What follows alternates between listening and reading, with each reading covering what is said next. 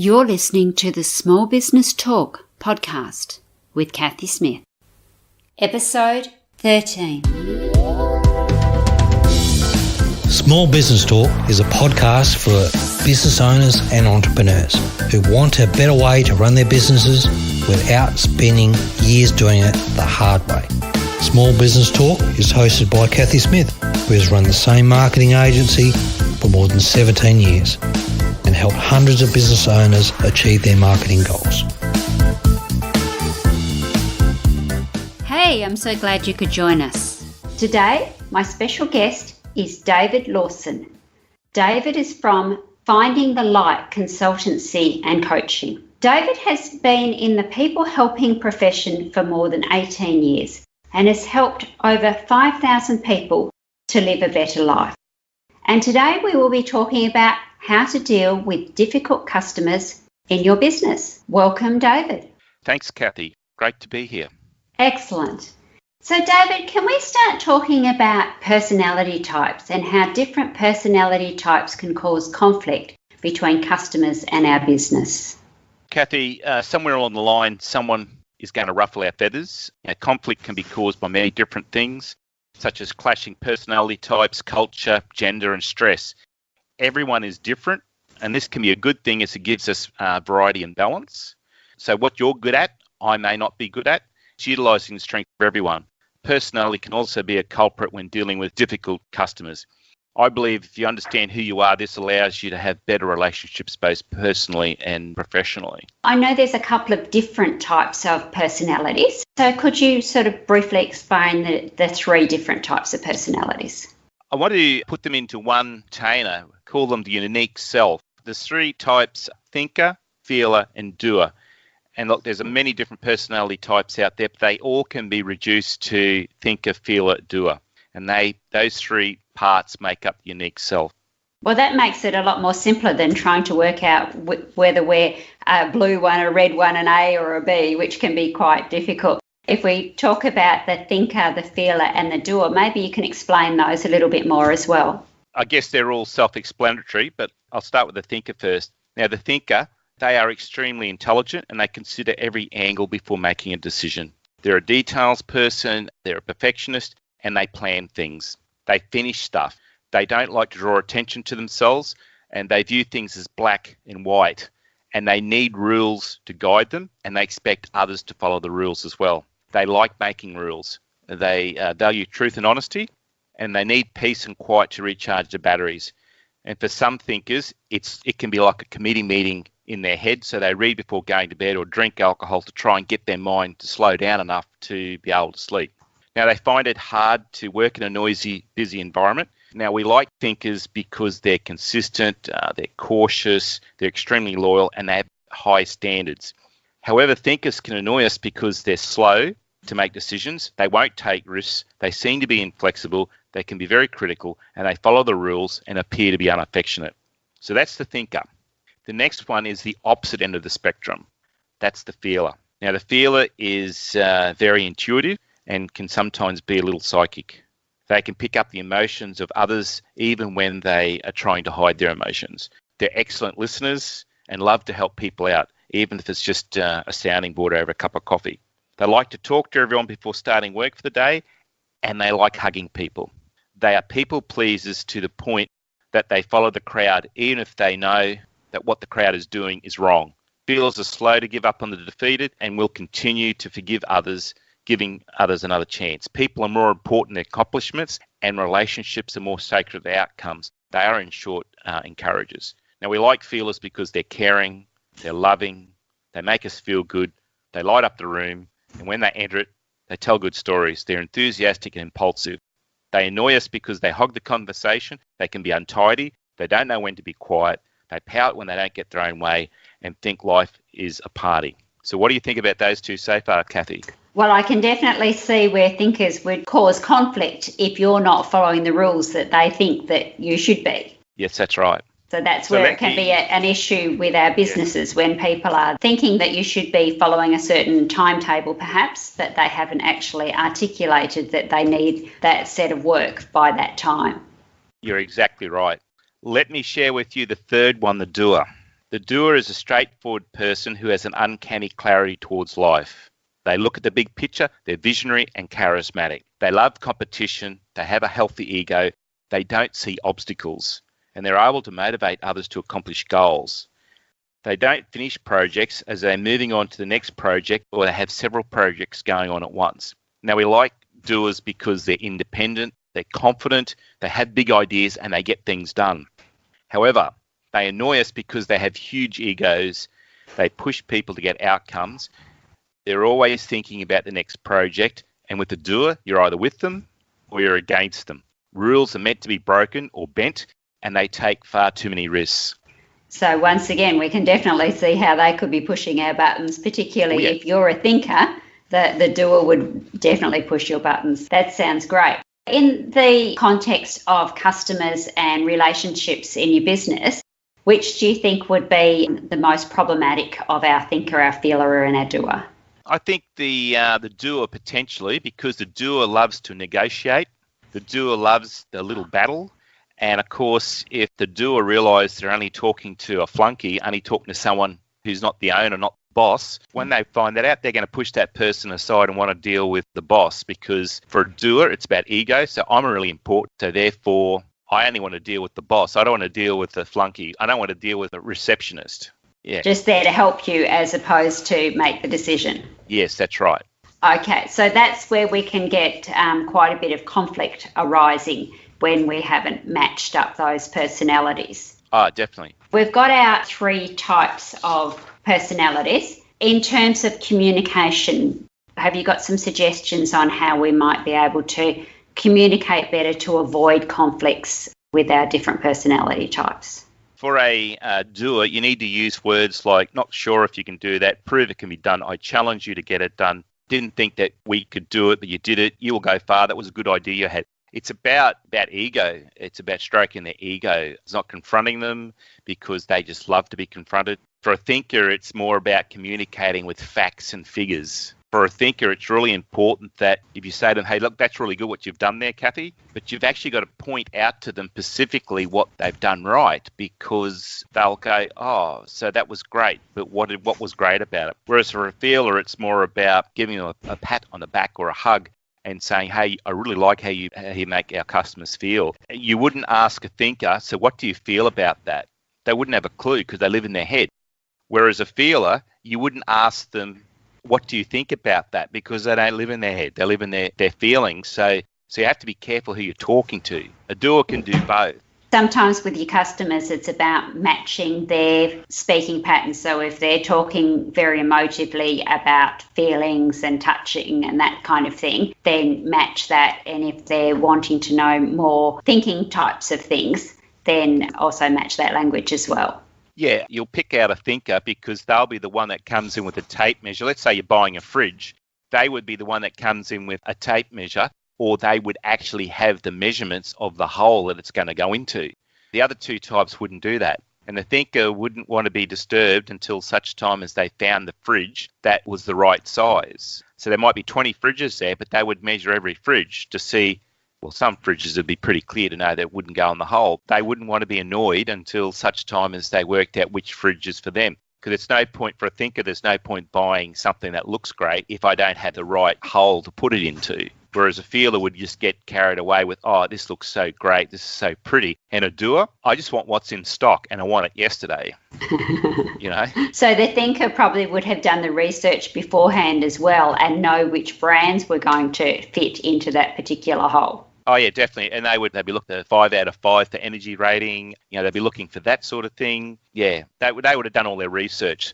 The doer probably has already sent somebody in to do the research for them, because doers wouldn't waste their time doing research. They would send somebody else in to do it, but the doer would come in to negotiate to get the deal because they wouldn't think that anybody's capable of getting a good deal except for them. Excellent. The feeler probably would end up with the fridge at home and then work out it wouldn't actually fit in the spot and then have to redesign half the kitchen. Well, especially if it's a fridge that's endorsed by the Kardashians or something like that, you know, they definitely would be buying that. Or if it was, you know, it was a really pink or something, yeah, they would be just mesmerised by it. So I guess we're not 100% just one type. everybody's got a bit of something else. So I might be a thinker, but I also might be a little bit of a feeler. Would that be a case that most people would be a little bit of something else as well? Most people are not 100% thinker, feeler, doer. There are some people that are, and there are some people that have a bit of the three of them in them. Most of us are a blend of the two. And all that really means is that the blend is determined by primary, which would be, so let's say it's thinker, and the secondary. And so it just means that that primary one, that the number one is, it's softened by their secondary trait. I'll give a couple of examples. Thinker, feeler would be a thinker who has more people skills, and they would be less pedantic about things than a thinker. They wouldn't be as analytical as a thinker, but they would have more people skills, and they could handle hanging around with people. A feeler thinker would be a feeler who has more of an eye for detail, and they'd be a lot tidier than a feeler. Doer thinker, that would be a doer who was more aware of following the rules, and they'd have the ability to finish tasks. They would be driven. They'd have the drive to actually get things done on time, under budget, because that would be part of the doer drive. A feeler doer or a doer feeler, they would be excellent at sales, as they would have drive to sell, but it would also have the people skills to connect with people. So that just gives you a bit of an idea of how the blends influence us. So with our conflict with customers, it would probably mean that we would have two completely different personalities rubbing up against each other. So you'd have the thinker rubbing up against the doer, and the doer just wants to get it done, whereas the thinker's saying, hey, I need those measurements, I need to slow down and work out what's actually going on. You might like to talk about some things that people could do if you're seeing that you're getting those clashes of the personality types between either yourself as a business owner or one of your employees rubbing up against a customer. Yeah, the first thing to understand is what the issue is, what are you actually talking about, and actually look at it from the glasses of a thinker or a feeler or a doer, because a thinker, there'll be more facts about it, there'll be an analytical, logical presentation, whereas the feeler, there'll be a lot of emotions, and the doer is just trying to get a result.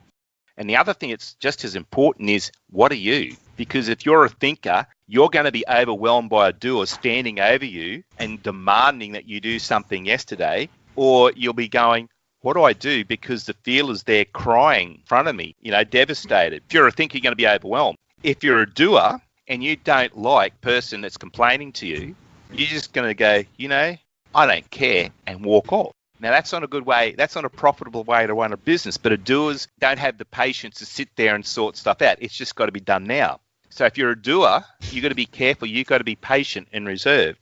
Now, if you're a feeler, you've got to be careful, because you're going to do whatever it takes to make that person your friend. Now, that's not financially a really good thing to do, because you go, oh, my goodness, Cathy's in a really bad way. This has been so traumatic for her. I need to give her 2 fridges instead of 1, And so if you're a feeler, you need to be really careful that you don't get drawn into their story and the emotion of it. So that's why people end up absolutely over-delivering, and particularly in the health sort of industries where they have real trouble charging their clients because they do get sucked into those stories. So I guess in the health profession, you would have a lot of feelers. Feelers, yeah, because they're more caring people as a rule. But you can see how that can be a bit of a thing. The other thing to be aware of is that when we're under pressure, Cathy, or stress, most of us will become a different person. So some of us thrive on pressure and we become more productive or more bossy when we're under pressure. Some of us go to pieces and become very emotional, so we could just break down and cry or just be angry. And some of us become more pedantic or stuck, and we just spin the wheels, just sit there going, well, it's call it analysis paralysis. Absolutely. So how someone operates under pressure will influence the conflict you're trying to work through with them. The person that you're talking to, whether it's the phone or face-to-face, if the emotions are going, you're wasting your time trying to deal with it there and then, because once emotions arrive in a conflict, the emotions basically drown out the rational or the logic part of our brain, the part of our brain that seeks to try and find an answer or a solution. When emotions are up, that part is not working at that point in time. So trying to resolve a conflict with emotion just adds to the emotion already there. That is, the things just get worse. I say to people, it's like all you're doing is pouring petrol on the fire. You're wasting your time. You're better off just to calm it down. Once it's all calmed down, then your rational brain and their rational brain will start kick in again, and you can actually have a discussion about, well, what are we going to do about this? How are we going to do it? Sure. So in the act of calming them down, would you suggest that you do some sort of switch, or what would you suggest as a tactic that people could use, or a tip that people could use to help calm that situation down so that the rational brain will kick in and then you can resolve the conflict easier? I guess the first thing is, Cathy, to listen without interrupting. That's really important. Doesn't matter who it is, which one you're dealing with, is listen without interrupting. And Stephen Covey, one of his principles of highly effective people, he talks about seek first to understand. And I think that's really good for all of us. So seek to understand what's going on. Why is this a problem? So why is this a problem for the person? And what is the problem? Because sometimes the presenting problem isn't going to be the underlying problem. The doer just storms in and says, this is garbage, and pounds their hand on the counter. And you go, yeah, but what's garbage? I don't know what you're talking about. And the feeler there's crying in tears saying, oh, well, this happened, that happened. And you go, yeah, but what's the problem? I don't know what it is. And the thinker is giving you so many facts and is quoting the owner's manual. You go, I haven't got a clue what they're on about. So I guess it's trying to understand. So seek first to understand, listen to them, and some clarifying questions. Say, okay, can you tell me a little bit more about that? And how long's that been going for? Don't come across that you're not interested, that you're just trying to brush them off, because it won't work for any of them. Once you've got a bit of an idea of what the problem is brainstorm the possible solutions. So what are the solutions here? What are they actually looking for? Sometimes they might be just wanting someone just to acknowledge, hey, this doesn't work, and we just don't want other people to be affected by this. We can live with it, but we just don't want other people to be affected like this, and just want you to let you know. And it's surprising, you go back to a shop and tell them that there's a problem with something, and you're not actually looking for anything to happen. You're just saying, listen, you just need to be aware of this, that this is a dodgy thing. And they just do not want to receive that. I don't know why. They think that maybe because everyone is abusing them all the time. I don't know. Some of us just are happy there. We've had a bit of a problem here, and just letting you know that, it's working now. The screws are all undone. I just tighten them up, or I put some oil on it, and it's working fine. Just letting you know that we had problems, that other people may not be in a position to tighten the screws up or have an oil can, to oil the hinges or whatever it is. Absolutely. Sometimes it is a case of you just want to make sure that nobody else has that same problem, and they're all up in arms because they think that you're actually attacking them for some reason.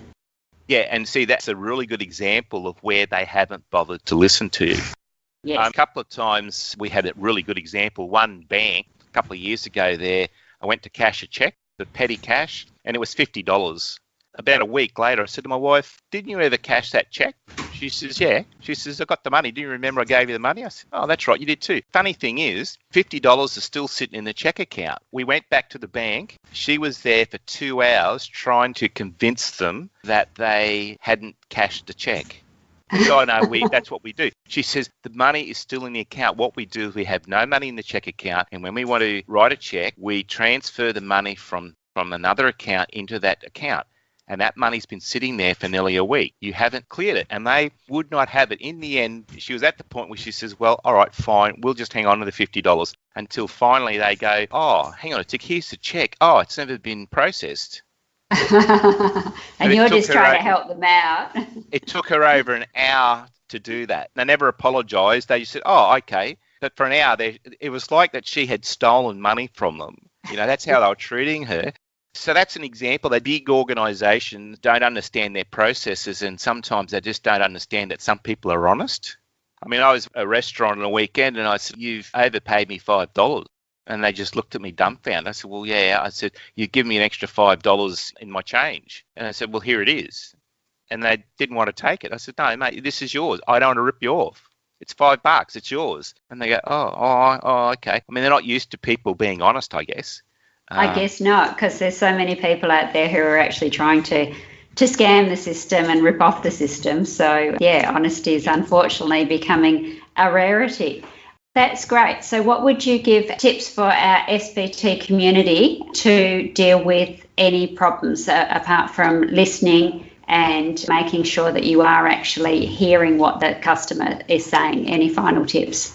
I did mention it as brainstorm possible solutions. What are the solutions to this?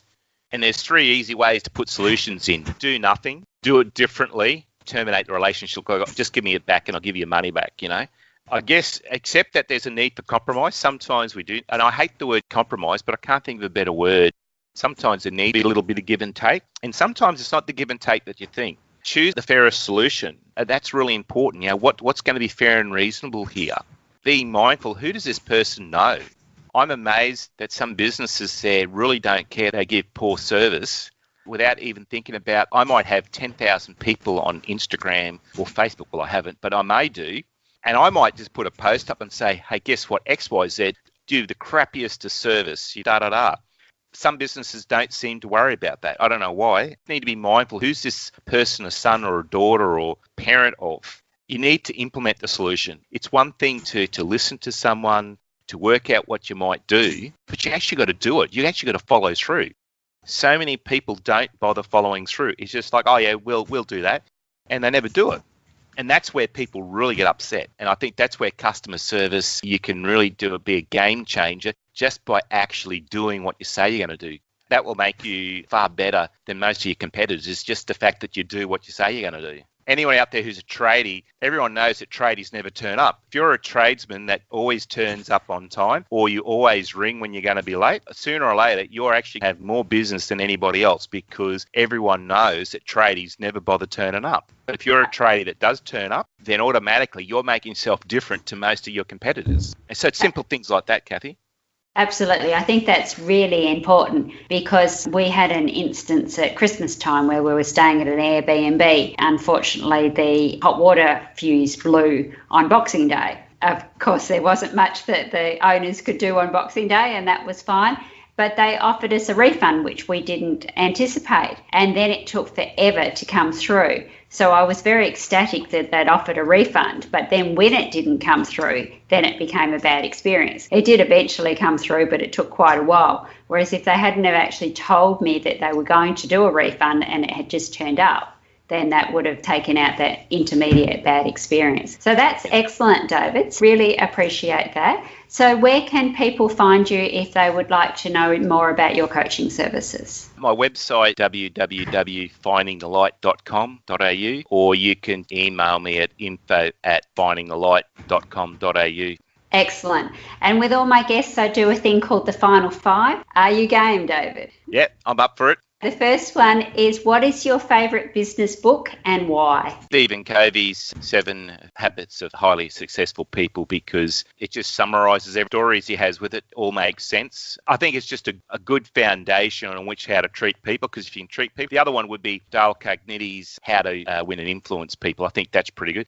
I just like the way Covey writes. It's a little bit more academic than Carnegie's book. Both those books, just for those reasons, just gives you a basis on which how to treat people.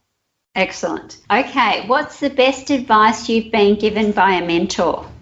Be careful. My father was a farmer. He says there's so many snake oil salesmen out there trying to rip you off, and a couple other mentors have said the same thing. And to my detriment, I didn't listen to these people and got ripped off myself a couple of times. But basically, don't do business with anybody who is very good at words and don't have any proof that their product or service works in your industry. So they might be really good at doing XYZ, but you actually don't want XYZ. You want ABC. Unless they've got the runs on the board, have nothing to do with them. And the more someone guilts you or pressures you to buy now, the more likely they're going to rip you off.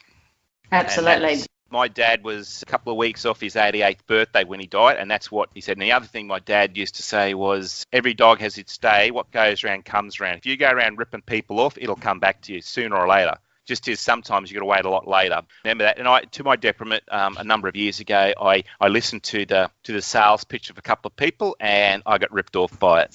But it's just reinforced to me that the more spin someone gives you, the more likely it is that they're only interested in their wallet. They're not interested in your wallet.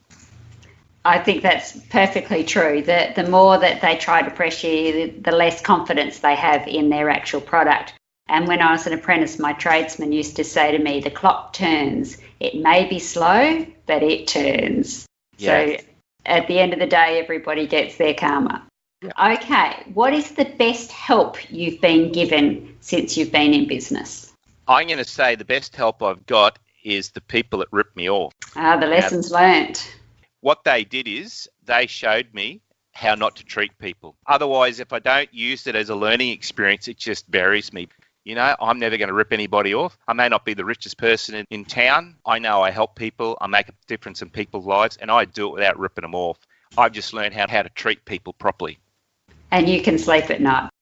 Oh, yeah. What is your non-negotiable? What is the one thing that you have to do every day? Apart from the essentials of, going to the toilet, having a shower and eating, my essentials is to do some meditation, prayer, and do some reading for half an hour every day. If I don't do it, my day doesn't seem to go well. And I like to finish the day reading the financial review. That's how I finish my day. I hear a lot of dodgy stuff at times, trauma, sexual abuse sometimes. By reading the financial review every day, it basically, 99% of the time, it removes all the stuff that I've been exposed to during the day. So my two non-essentials, start of the day and the end of the day. If I do that, I seem to operate a lot better. Excellent. And what would you tell your younger self from the point of view of today? If you were going back to tell your younger self something, what would your business tip be to yourself? Do what the old fella says. Don't be sucked into people who are promising the universe that don't actually have any way to prove it. And certainly don't do business with anybody there who wears a suit and a tie. Don't do business with them because clearly they're out to rip you off, because I come from a rural community. So anyone that wears a suit here is obviously going to a funeral or a politician or is trying to take you down, because no one wears suits here. But basically it would be to my younger self is don't get drawn into people with slippery tongues, with people there who have plenty of spin and are pressuring you to buy now. Don't do it, because if it's any good, the offer will still be there tomorrow, despite what they say. And if it's not there tomorrow, that's your good or bad luck. You may have saved a lot of money. It probably wasn't something you needed anyway. That's Excellent. Right. Yeah. David, well, thank you very much for your time. I appreciate your wisdom. Okay, thank you. Don't forget to subscribe to Small Business Talk podcast and head on over to smallbusinestalk.com.au/downloads for all the show notes and links to this episode. Remember, to be great, you must start. Pick one tip from today's episode, take action and implement it. Let's meet again next week at the same time and place. Until then, take action. And SBT community, enjoy your journey.